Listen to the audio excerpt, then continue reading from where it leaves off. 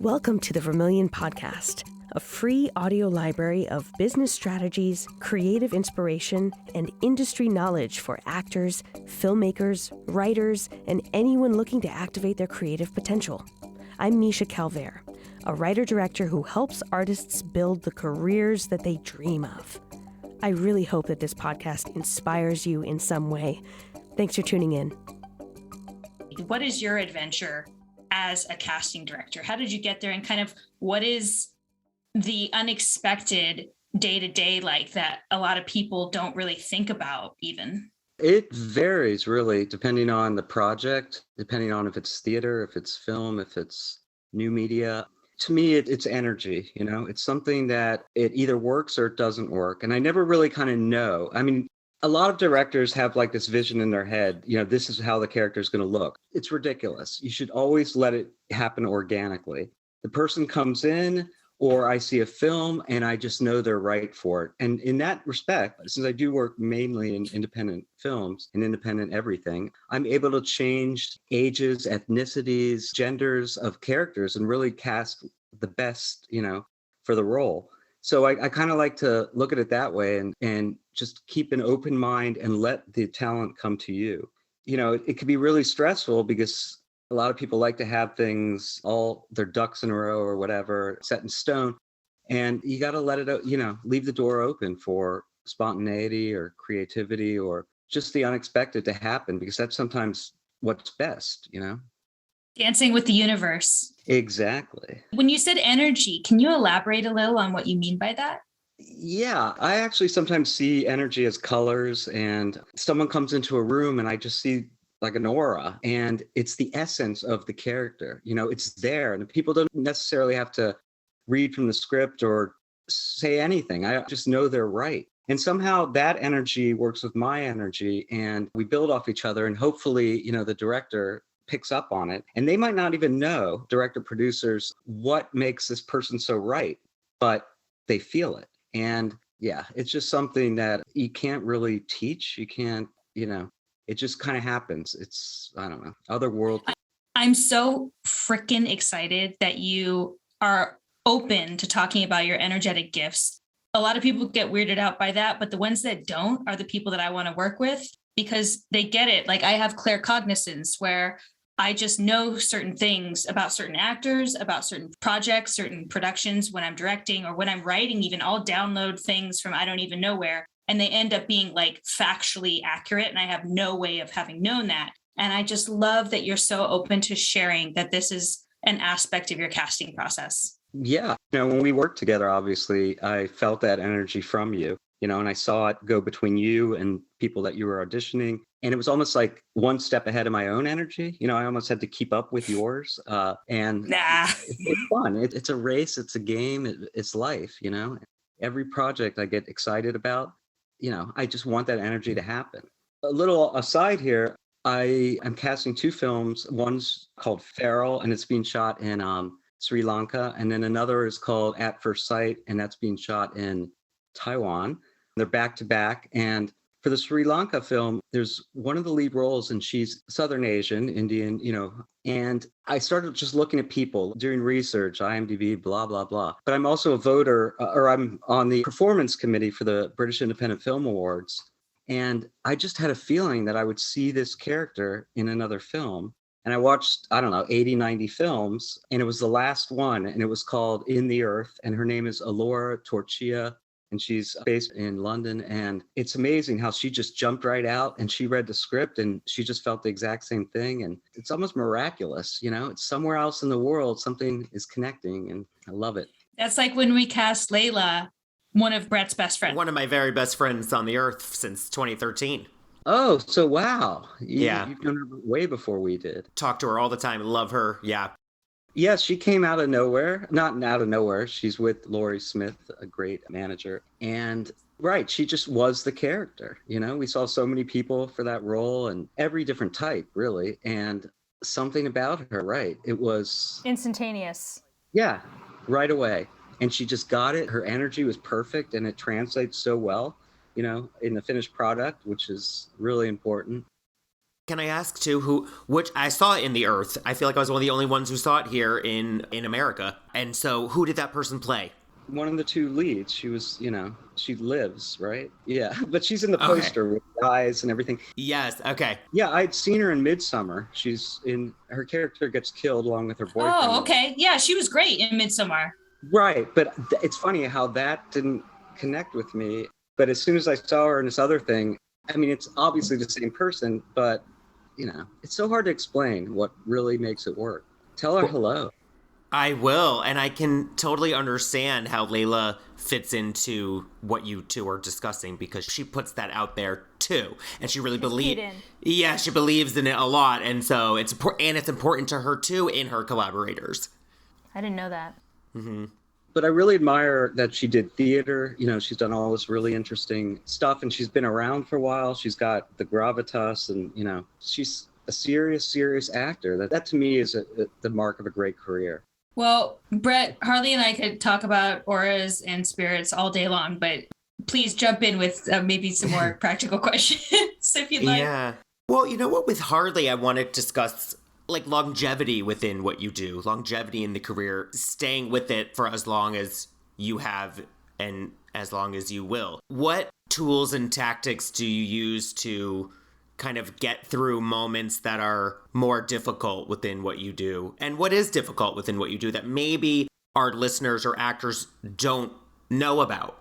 The good thing about being a casting director or being an actor or anyone really in this business is that next month you'll be on something else or you won't be on anything. So even when it's stressful, you've got to enjoy that. You're not here for a cakewalk. You're here for the good and the bad. And so yeah, and those really, frustrating situations, I try to just step back a little and say, you know what, it'll be over soon. And so this is part of life and, you got to enjoy it. Otherwise, why are you doing this? I don't have business cards. I don't have a website. Everything I do is word of mouth. And I work with people over or they recommend me and people come to me and then they send me scripts and I love them or I don't. And so that's why I do it. Why turn down something that comes to you? And again, we're talking about the energy there. And there's some producers I just love to work with. There's some people I would never work with again. It's a journey and it's fun. I don't mind the bumps on the road, We have a lot of actors who listen, and I get a ton of questions when I teach, and Brett rents his own small networking studio as well. Some of them don't have a clue as to missteps in auditions or what is useful in actually making a good audition. So what is the kind of low-hanging fruit of your top lists of do's and don'ts? The don'ts that I notice most, I would say a lot of actors draw attention to their shortcomings, and that's ridiculous. I mean, they could be 5 minutes late. We have no idea that they're late. And then they come into the room and say, oh, I'm so sorry I was late. And they give you this whole story. It's ridiculous. Then you remember the person as a late person, Otherwise, it would have been unnoticeable. Or actors are doing a great job and it seems so spontaneous and natural. They're doing the sides. And then they say, wait, could I start over again? Always let the director, do that. Or they're like, oh, sorry, I forgot an and or a the or something. And we don't care. They've made it so natural and they think, oh, they're forgetting things. And it's not about memorizing. It's about making your own, The actors that come in and make bold choices are the ones that I remember. Even if they don't get the part, I'll bring them back because they did something with it. It may have been different, but it just blows me away. Say 50 actors come in for a role, 49 are going to do it just like it's written. Okay, it's like ice figure skating. They're hitting all these marks or whatever, but it's generic. You don't remember 49 people, even if they're perfect, because they're all alike, right? Those ones that make choices. I mean, I could go way back here to Sex and the City. There's some hostess role. And she had 2 words, and it was why bother? Everybody came in, why bother, why bother, why bother? One young woman came in and she said, why bother? With a question mark at the end. It was the littlest thing. She made an arc like in 2 words, and it separated her. I remember Michael Patrick King, Darren Star, saying she's the real deal. And I'm like, that was so minute of a choice, really. But she got the role, It was just something that set her apart and made it interesting. And the universe worked for her and everything, in that moment. There's another Sex and the City story. A guy, I forget who he's dating, but he takes down his pants and he's not wearing underwear. But In the auditions, this actor came in and he did that and he wasn't wearing underwear. And that was a really bad choice, but it was, Wow. yeah, actors, they have to realize there's hair, makeup, wardrobe on set. You don't have to come in, in a doctor's outfit or whatever. In fact, that could look worse. If you see 5 people in the waiting area and they're all dressed as, judges or something. It's all about the performance. It's what's inside, it's the creation of every cell of a human being that makes it important. It's not how the hair is or how the makeup is. And in fact, too much hair and makeup, it's off-putting, I mean, I remember some women that would come in with these shellacked hairdos and ridiculous Tammy Faye-like makeup, and you didn't see the person. You just saw the makeup. You just saw the hair, and I don't cast hair and makeup. I cast the people, and hair and makeup makes them the character. That's another don't, I would say. You've got so many great quotes. I don't cast hair and makeup and never full frontal. No, I know. And a lot of people also come into auditions and they start talking about their relationships, and it just feels like you're in a therapy session. I want to believe that this actor is the character, and then they're throwing all this other stuff in. I'm not the only one, obviously, in the auditions, but I know it's a turnoff to the director. It's a turnoff to the producer. They're like, oh, no, I don't like them. They're from Indiana. It's just something that's not important to the character. And they said it. And so it just sets them 2 steps back.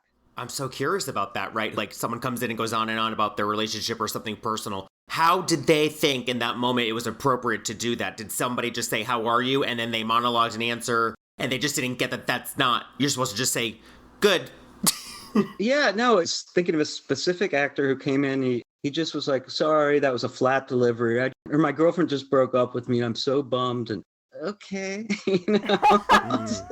you just blew it. We want the actors to get the role. We don't want to be sitting there for weeks and weeks and weeks and see 5,000 people. But so many actors come in and they're nervous. And as an actor, I used to go into auditions. And I used to see these casting directors and producers and directors and studio people, and they had these faces like, and then I really took that as that's what they thought of me. Don't take things so personally, don't think it's all about you and all this energy is directed, negative energy. I used to go home crying because I thought everyone hated me on a soap opera. There are so many little reasons, too, that an actor might not get a job. They could remind a director of someone they went to high school with. The stupidest things in the world that you really have no control over. So you got to, just trust the universe, and you got to keep going. You got to have a thick skin because it's the hardest business. It really is. Once you book the job, I think it's one of the easiest things in the world because actors love to act and, they would do it for free. But getting the job is as hard as it gets. The competition and the amount of people going for a single role is daunting. So you can't think of that. You have to think of every audition as a performance in itself. Even if your audience is a camera and a reader, you have to have joy in that. Otherwise, you're going to be miserable. So don't think of I got the role as that's the measure of success necessarily. Think of, I did a great job. I was real. I transformed myself. And then for whatever reason, you didn't get, I love your sense of humor, and I love how grounded you are. And I love how you seem to have this kind of spiritual grounding as well. What do you recommend as far as actors keeping their sanity, methods to staying grounded? Let it go. When you walk out of there, let it go. A lot of actors have blinders, they just think, okay, I have to do this. I'm on this course. And then they miss all these other opportunities. And life is about more than winning a race, Life is about the day-to-day, the moment-to-moment, the details, the small stuff. That's what really matters. And so let it go and enjoy life. And that'll make you a more grounded person, better actor, much more pleasant to be around. Sometimes I see actors on the street and I'm like, oh, how are you?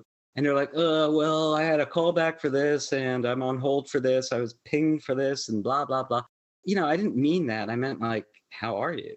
As a person, as a friend, as a human being. It's not, I don't see you as a commodity, It's ridiculous. But so many actors just forget. And I'm a person just like they are. And we should all just be people, live your life, be happy, and just respect people like you want others to respect you. Humans, we're humans. Yeah, I love these questions, by the way. Brett and I like to keep it real. Yeah. And Yeah, me too. I like things off the cuff. I'm wondering, Harley, so we have a lot of actors who are kind of at the indie level themselves who are listening to the podcast. When it comes to materials, what is the most important thing that you look for? Is it the headshot or is it the reel? Like if someone had to focus on just one thing, resume, what should they be focusing on? Resume. A resume to me is the most important. I like to see training, actors access, breakdown services. I look at every single submission and I look at the eyes. And that's so important because I'll see a character in a different light, when I see a face that speaks to me. Then I look at the resume and that kind of makes or breaks it with me. I could tell when someone's serious. I could tell when someone is about a career and not about being famous. There's little things. And I'll see some resumes and they'll be poorly formatted and they'll have directors misspelled, stuff like that. And I'm like, that's just sloppy. And I'll bring it up to them and they'll say, oh, well, it's a great headshot, blah, blah, blah. And I'm like, yeah, but it's not the whole package. Reels are good. I do like reels, but the problem with some people's reels are length, effects, like special effects editing with a soundtrack and montages. It overshadows the work. I really think a good reel should be like maybe 2.5 minutes. Yeah, just like simple and focus on your work. And we don't need the bells and whistles. And so many people spend way too much money on these things. Same with headshots. I think it's ridiculous. And this day, back when, my day, you had to spend money. It was film and retouching and going to Ken Toronto and then mailing them and putting the cardboard backing. And I mean, there's just so much involved. And now you could do that for nothing, and that's how it should be. No one wants paper anymore. An actor will come and they'll give me 3 different headshots. And what a waste, just make a choice. Give me one, or let's say, which one do you like best? I just want to see your audition. I don't want to have to choose a headshot. Emotional labor. Yeah. Yeah. Yeah. It's not a big deal. It really is not a big deal in the scheme of things, but it's those little details that kind of could put you up or move you down. And, you're going to want the person that is the least bothersome. If you're looking at, okay, between this actor and this actor, yeah, you want the one that's not a pain in the ass. So. Yeah. And I think that's, this has come up with almost every guest we've interviewed, is that it's very sexy and appealing when there's an actor who makes the decision for themselves, comes in confident and hot and strong with it, and then leaves the damn room. And they're not weird about it or giving you 8 options, 8 headshots, or 19 takes, or 30,000 questions. It's here's my shit, goodbye. If this is a fit, great. If not, I'm a human who has a life to live outside of this moment. Yes, we want confidence. Yeah. So talk about This Is Not a War Story. Give us the details on that. This Is Not a War Story is directed by and written by Talia Lugosi. It's also edited by her, stars her. It's really an interesting hybrid of documentary and narrative. PTSD as told through a female veteran. It was a very difficult, dense script that a lot of people sort of misinterpreted when we were casting it, I think.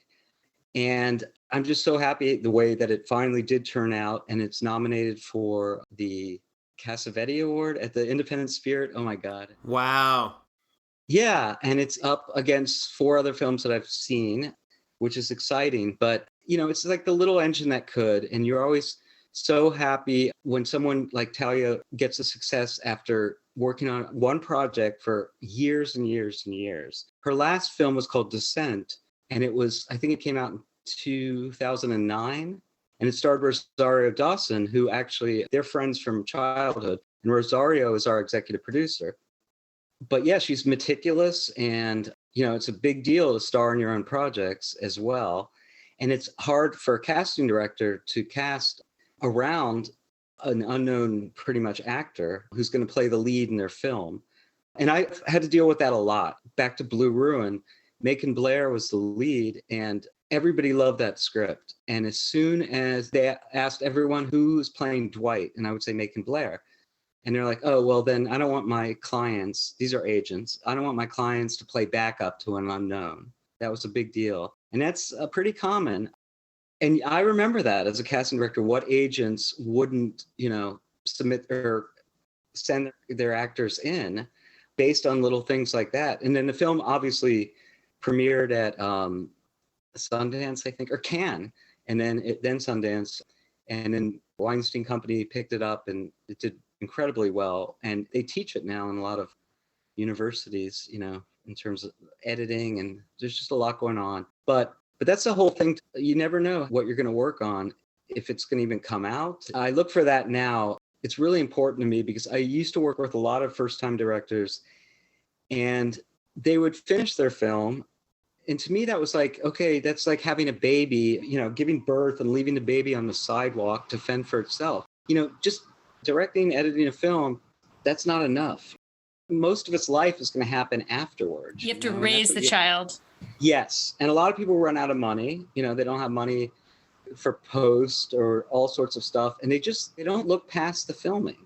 They can make great films no one will ever see, because then they sort of give up. They're deflated. They're defeated, and then they're broke, and then they're miserable too and bitter. But you got to budget that all beforehand. You got to look at the big picture and not just, rap party. That reminds me of the longtime director of the Bond films. He says, there is no succeeding when you make a Bond film. There's only surviving, because it's so big that you can't budget for the amount of energy it takes to direct a film like that. That's kind of how I felt for All Hail Beth, actually. Really? It was monstrous. I mean, for the budget, I felt like we pulled off a Bond film for the amount of money and resources that we were allocated. It looks like it, And when I saw like that location, that mansion, I still love that. I mean, it was actor driven, characters and actors, and it was funny, and the writing was sharp, and the auditions were fun. It was like boot camp. I really liked that. I'm glad that you were on top of all those details, because there's a lot that, could have fallen through the cracks there. Thank you, Harley. That means a lot. You're welcome. And if like Layla wasn't so relatable, that would have kind of killed it. I think it is one scary thing about our business, though, is that there are brilliant people out there who are age appropriate, who could have done it. And how do we find them? Where are they? Like, I'll see projects and be like, how the fuck on earth was I not considered for that? And then there's what I see is like a pool of forgotten talent, lost souls, like floating around New York and LA. And I'm like, it scares me, you guys, like scares me. Yeah, it's overwhelming. It really is. Like when I put out a breakdown and thinking, okay, a couple hundred people might submit. And then it's like within an hour, it's like 4,900. And I start like, I'm getting behind. And like it or not, there's a lot of people like you, or me or whatever. And you could go whatever way, but it's crazy. I don't know how you guys do it. Barely. I think kind of going back to one thing you were talking about, Harley, of what makes people stand out. I know for me, and I don't know if you know this, I'm doing like mentorship and coaching of actors now, like kind of life career coaching. Okay, wonderful. Yeah, through my company Vermilion. And the thing that I find makes people really stand out is when their energy, it's almost like when they're fearless about a lot of the externals, and they're able to kind of operate on this other plane energetically and really show up like full colors blazing in the world, because they're not afraid to be seen anymore. Yes. I don't know. Does that resonate with you? It does. And it's like, right, they're at one with the universe. They're balanced. They turn it off. They turn it on. They're professional. You just made me think of Amy Hargraves, an actress I've worked with several times, and I just love her. She had to come in at like 8:50 a.m. or something, because I think she was going to get killed on Law and Order, and then she had to fly into Homeland, and this was all in one day. And, I'm thinking, oh my God, how stressful, for an actor. And she came in, and I forgot that her agent had told me all that stuff. And she just did it once, and it was just perfect. She was there. There was nothing else in her life. I knew she was going to get blown up, in special effects, and then this and that, all sorts of stuff that day. But she was real. She was in the moment. I saw her character's life before and after, which is really important. It's not just any role you play. It doesn't just like in life, it doesn't start, finish. Everything's kind of fluid. And so that the whole life of the character was there. And again, I just saw this wonderful colors of light and energy, and I knew it. And I think she was like the third person, but at that point I was like, she's it. So the way you're speaking about it, it's almost like it's so refreshing, because the things that so many actors focus on of just getting in front of the camera and then booking it, and that like those are the two focal points of what they do when the camera turns on, and then just get the job. But really everything that you said is literally like everything else besides that that's important. Yeah. Right. I mean, to me, your audition begins when you leave your house and you're on your way. I've had stories from actors telling me about other actors, what they said in the restroom, or doormen or front desk people saying so-and-so was a real a-hole, or someone slammed the elevator, they wouldn't wait for other people, or all sorts of stuff. And people think, right, they just think what matters is when they're in the room, when rolling to cut. It's like any job, though, you want to work with someone who's easy to work with, who's not a drama queen, who is balanced and intelligent and will work quickly and is professional. Amy is the perfect example of that. Little things, you got to realize it's everybody's time, not yours, the other actors auditioning, people in the room, everybody, the messengers, everybody is all connected. And so you can't just think it's me, and no one's going to notice. What's interesting to me is you say this actor is the third actor who came in. You said, this is it. We know it. That's got to be a funky mindset then, to sit and watch the rest coming in but giving them a fair shot, but knowing you pretty much already found it. That's interesting. Right. And so I think that happens more. Actors should realize that, that there may already be a front runner or something, and that may not give you much of an edge, but you still have to do your best, and you could still knock the other person out. So don't be dissuaded. Again, it comes back to every audition's a performance, and give your best and love it. And it's so funny. I was just thinking again about the actors who said, sorry, I was 3 minutes late. This happened. If you're doing a play, you're not going to go up on stage and say, sorry, guys, I'm late. You're just going to go into it. You're not. Everything's connected, and people shouldn't forget about that. Well, so when you say actors shouldn't take it personally, yeah, you really mean it. I mean, just the things that you've had going on in your life in the past couple of years, like I can't imagine working on top of that, but yet you were still casting. So it really is just a proof that you can't take the casting director's behavior personally, because they have lives. We like to forget it as actors, but you have a life. Yeah. So many actors were like, I'm doing a Zoom reading, and then I wasn't getting back to people. Because I didn't feel like I had to let everybody know what was going on, Right. And then people started getting really aggressive. You not getting back to me is uncalled for and unacceptable. And I'm like, oh God. Wow. And I'm like, I'm never working with these people again. But it's just amazing how people thought their lives were everything, Is there anything, Harley, on your end you want to leave the listeners with? Anything as a closing thought? Anything on your mind? Keep your eyes open and never think it's all or nothing. I've sort of let life happen, and organically I've just gone with the flow, but I'm still open to other things. Who knows, in 10 years, maybe I'll direct something. And I like the unknown.